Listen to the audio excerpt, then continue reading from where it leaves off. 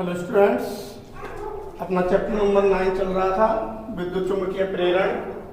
और विद्युत चुम्बकीय प्रेरण में आपको किन किन युक्तियों द्वारा कितना प्रेरित विद्युत वाहक बल उत्पन्न होता है उसके बारे में पढ़ा दिया। अब यहाँ एक नया टॉपिक आता है स्वप्रेरण, सेल्फ इंडक्शन। स्वप्रेरण मीन्स सेल्फ इंडक्शन। अब ये सेल्फ इंडक्शन क्या है इसे अपन देखते हैं। इंडक्शन, देखिए यहाँ पर एक कुंडली दर्शाई गई है और कुंडली के सिरों के बीच में एक बैटरी और एक कुंजी जोड़ी है। जब ये कुंडली ऑफ अवस्था में है तो इसमें जो प्रवाहित धारा है वो कोई जीरो है, कोई धारा प्रवाहित नहीं हो रही है। तो जब इसमें कोई धारा प्रवाहित नहीं हो रही है तो इसमें कोई चुंबकीय क्षेत्र भी उत्पन्न नहीं होगा, अर्थात धारा का मान शून्य होने पर चुंबकीय क्षेत्र का मान शून्य होता है।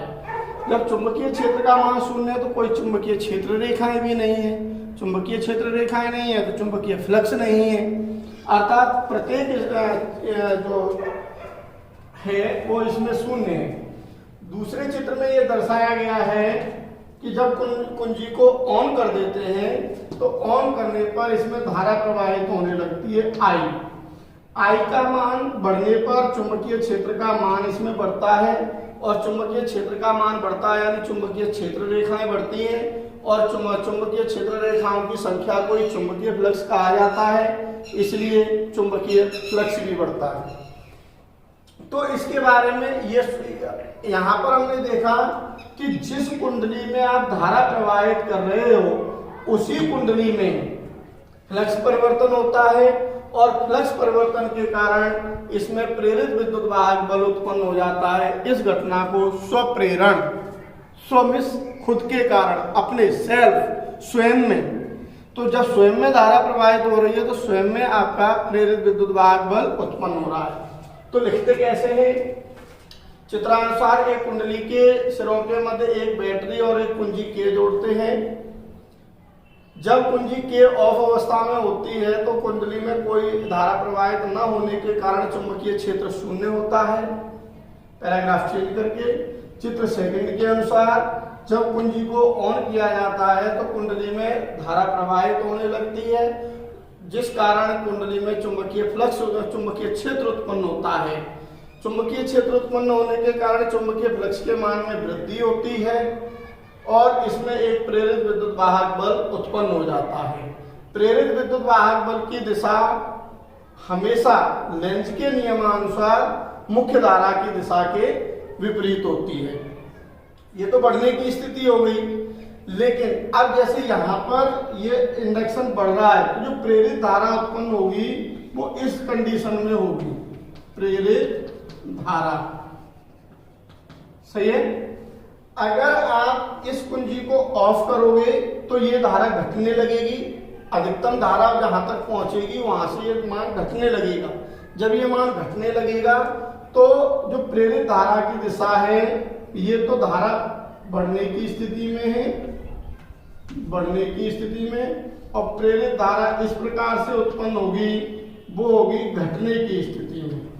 यानी जब ये बढ़ रही है मुख्य धारा तो प्रेरित धारा इसको घटाने का प्रयास करेगी, हमेशा मुख्य धारा के विपरीत होती है। और जब मुख्य धारा घट रही है तो प्रेरित धारा उसी दिशा में हो जाएगी और उसको बढ़ाने का प्रयास करेगी।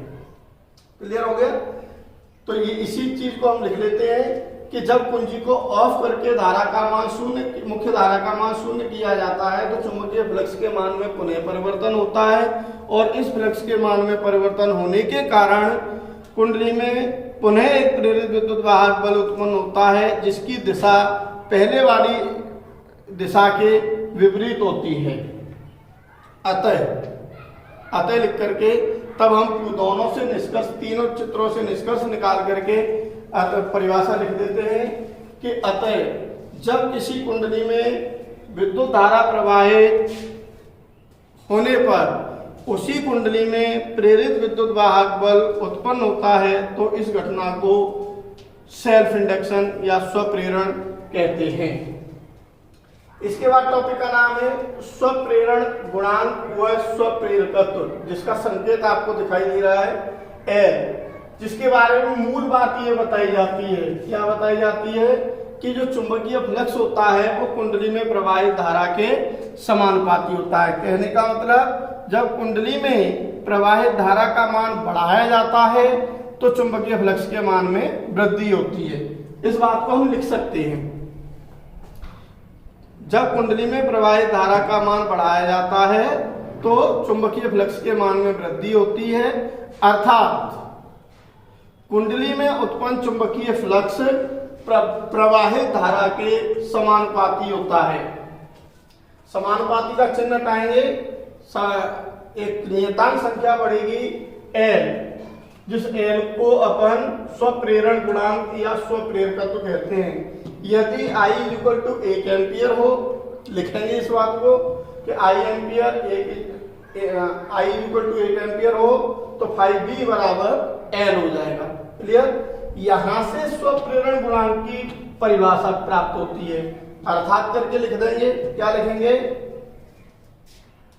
किसी कुंडली का स्वप्रेरण गुणांक उसमें उत्पन्न चुंबकीय फ्लक्स के तुल्य होता है जबकि कुंडली में प्रवाहित धारा 1 एम्पियर हो। किसी कुंडली का स्वप्रेरण गुणांक उसमें उत्पन्न चुंबकीय फ्लक्स के बराबर होता है जबकि उसमें प्रवाहित धारा या कुंडली में प्रवाहित धारा 1 एम्पियर हो। ये तो फ्लक्स के पदों में हो गई, चुंबकीय फ्लक्स के पदों में। फैराडे के नियमानुसार कुंडली में उत्पन्न प्रेरित विद्युत वाहक बल, लाइन चेंज करके इस चीज को निकाल के लाएंगे। प्रेरित विद्युत वाहक बल क्या होता है? Minus d∅v/dt, E equal to इतना 5B का मान रख दिया, अवकलन कर दोगे dt के तो L नियतांक है, L अलग हो गया, di/dt। तो अगर यहाँ पर माइनस लगा हुआ है, अगर इसका परिमाण लोगे या मापांक लोगे तो माइनस चिन्ह हट जाएगा, L di/dt। इसके बाद यहाँ पर आएंगे कि di/dt ये क्या है? di में I में समय का भाग लग रहा है, तो जब किसी भौतिक राशि में समय का भाग लगता है इसका मतलब उसकी दर प्राप्त हो रही है। तो यहाँ पर ये इसकी दर प्राप्त हो गई, किसकी? धारा परिवर्तन की। तो 1 एम्पियर प्रति सेकंड हो तो E इक्वल टू -L या E का मापांक L के बराबर। तो यहाँ से इसकी जो सेल्फ इंडक्शन है स्वप्रेरण गुणांक के, इसकी दूसरी डेफिनेशन हमें मिल जाती है। वो क्या प्राप्त होगी? किसी कुंडली का स्वप्रेरण गुणांक उस कुंडली में उत्पन्न प्रेरित विद्युत वाहक बल के परिमाण के तुल्य होता है। माइनस हटाया है, माइनस कब हटाया है? जब आपने परिमाण लिया है। क्लियर हो गया? किसी कुंडली का स्वप्रेरण गुणांक उस कुंडली में उत्पन्न प्रेरित विद्युत वाहक बल के परिमाण के तुल्य होता है। ये हो गया। यदि कुंडली में dt समय अंतराल में धारा प्रवाहित करने में किया गया कार्य dw हो तो कार्य के पदों में निकाल सकते हैं। dw बराबर E/I। ये सूत्र कहां से लिया है कि dw बराबर आपका हो गया v इंटू dq, और dq v तो यहाँ E की तरह काम करेगा, E का परिमाण, और dq बराबर I इंटू dt। I बराबर होता है ना, I बराबर, तो dw इज इक्वल टू हमारा होगा E का मापांक I di। ये सूत्र हमारा कहां से मिला था पहले भी समझा दिया है, दोबारा एक बार फिर समझ लेते हैं कि dw इज इक्वल टू होता है v इंटू dq। तो यहाँ पर v का तो काम प्रेरित विद्युत वाहक बल निभाएगा, और I इक्वल टू होता है dq बटे di, इसीलिए dq is equal to I dt। तो dq की जगह पर I dt और v की जगह पर E। अतः कुंडली में अधिकतम धारा I0 स्थापित करने में सेल द्वारा किया गया कार्य, जो अल्प कार्य है अपने पास dw, इसका समाकलन कर दें। सही है? तो हमारे पास E का मापांक क्या था? di/L di/dt। ये मान यहाँ रख दिया, dt से dt कट गया। ये कटने के बाद समाकलन किया तो L बाहर आ गया, di आई का हो गया समाकलन आई स्क्वायर बटे 2, लिमिट लगा करके आपको ये मिल जाएगा। यदि आई नॉट बराबर 1 एम्पियर हो तो W बराबर L बटे 2 और L बराबर, तो इसमें क्या चीज ज्यादा है, L ज्यादा है या W ज्यादा है? W ज्यादा है। कितना L ज्यादा है, कितना ज्यादा है? 2 गुना ज्यादा है। तो अर्थात किसी कुंडली का स्वप्रेरण गुणांक या स्वप्रेरकत्व उस कुंडली में अधिकतम धारा स्थापित करने में किए गए कार्य का 2 गुना होता है। एक डेफिनेशन आपको यहां से मिल जाती है। तो इसके बाद में अपन टॉपिक का नाम आता है वृत्ताकार कुंडली का स्वप्रेरकत्व या स्वप्रेरण गुणांक। वृत्ताकार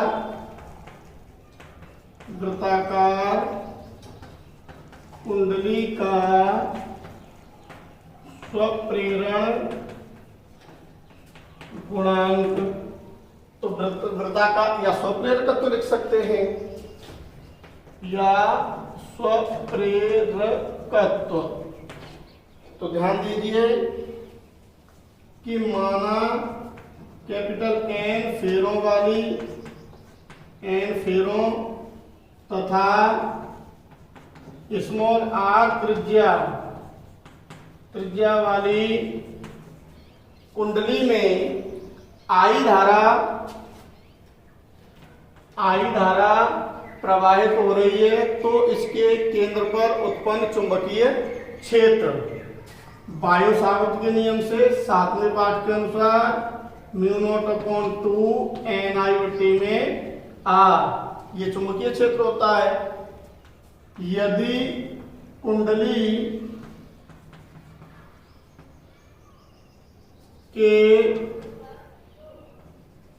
के एक फेरे का अनुप्रस्थ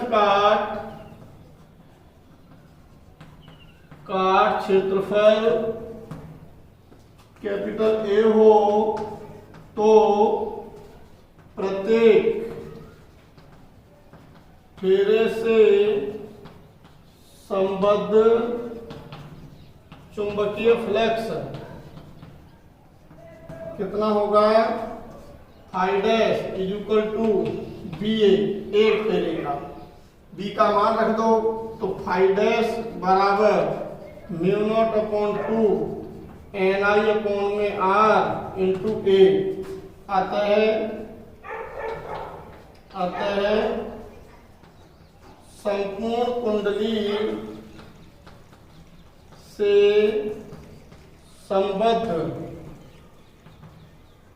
चुंबकीय फ्लक्स कितना मिलेगा, phi B equal to N into phi dash, एक फेरे का इतना है,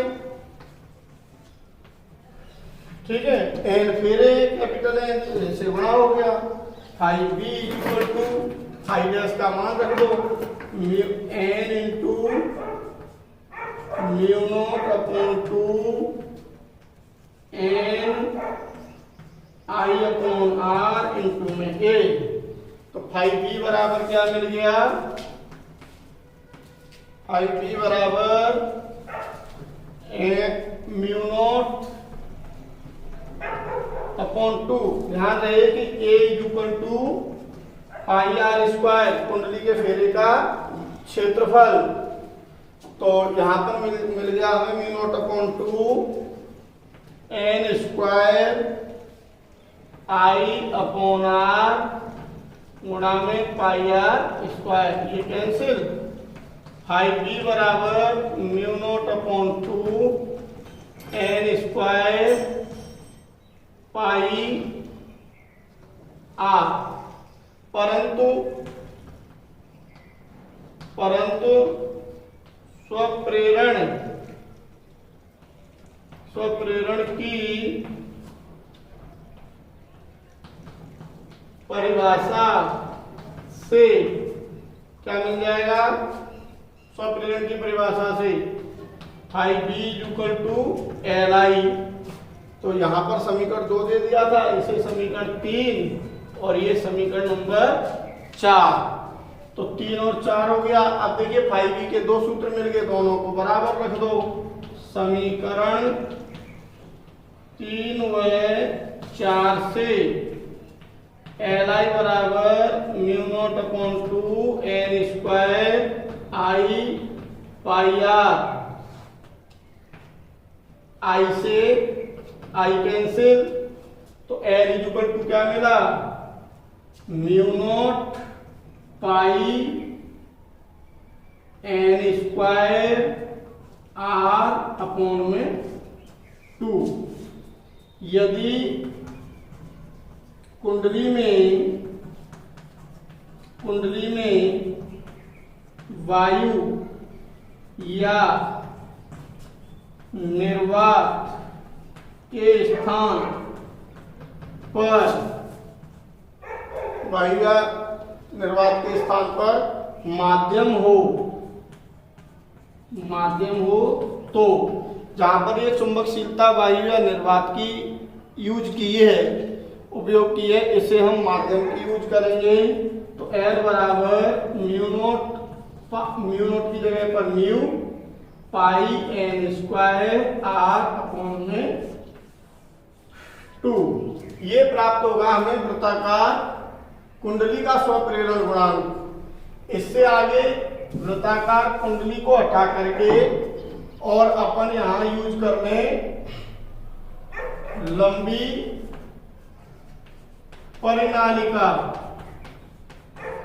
परिनालिका का स्वप्रेरण गुणांक या स्वप्रेरकत्व। तो परिनालिका में क्या होगा कि यहां से चेंज करते चलेंगे।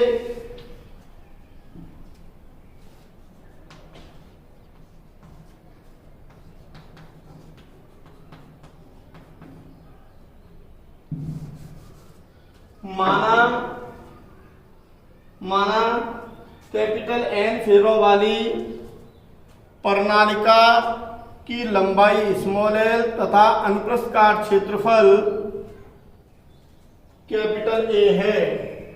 तो N फेरे मिले, लंबाई L मिली, अनुप्रस्थ काट क्षेत्रफल ये मिला। तो एकांक लंबाई में फेरों की संख्या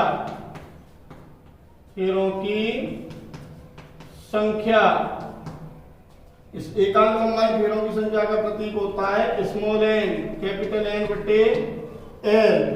ठीक है। प्रणालिका में धारा प्रवाहित की जाती है तो प्रणालिका में उत्पन्न चुंबकीय क्षेत्र, लाइन चेंज करके लिख लेंगे ना कि यदि प्रणालिका में I धारा प्रवाहित की जाती है तो प्रणालिका में उत्पन्न चुंबकीय क्षेत्र, तो ये चुंबकीय क्षेत्र आता है आपका B equal to mu naught n I।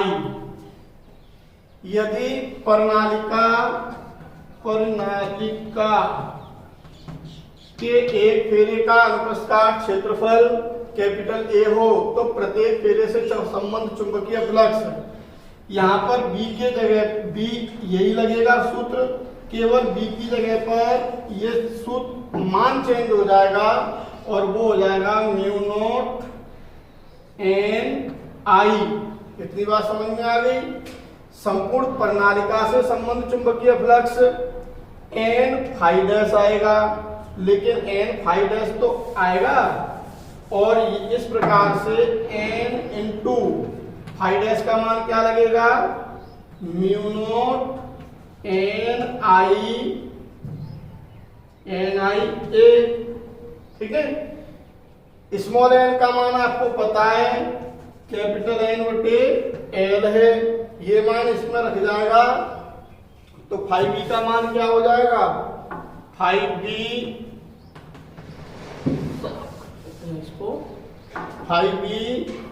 n into mu naught capital N बटे में L,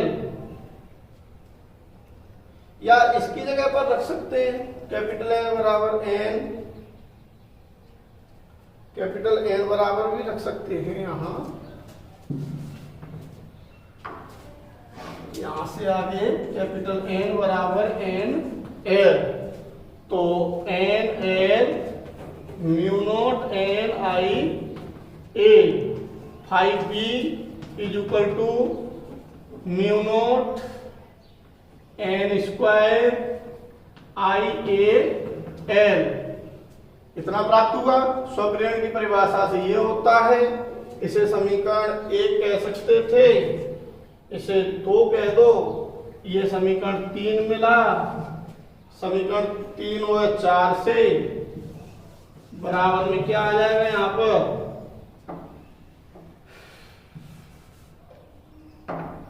mu naught N square I A L, तो I से I कैंसिल, L बराबर mu naught N square A L, चाहो तो small n का मान रख सकते हो, तो ये बन जाएगा आपका